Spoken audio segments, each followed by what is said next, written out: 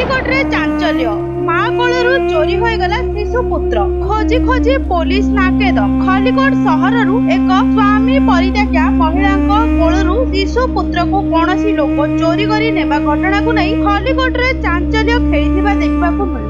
सूचना अनुजाई खलिकोट सहर एक दुकान बारंडारे माँ तार एक 2 मासर पुत्र संतान सह शोई पड़िथिला।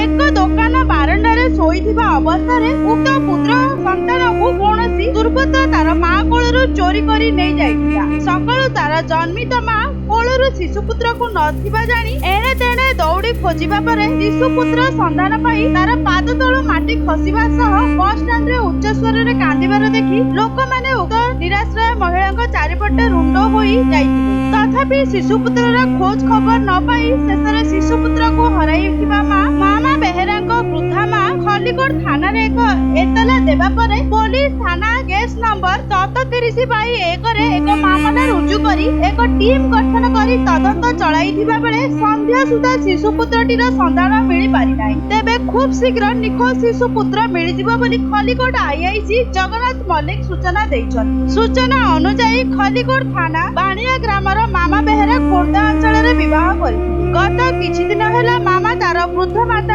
सह शिशुपुत्र को धरी भिक्षावृत्ति करिबा रहिबा सह राति रे कोनोसी बारंडारे राति बिताउ। खलिकोट अर्पण पटनायक रिपोर्ट न्यूज.in।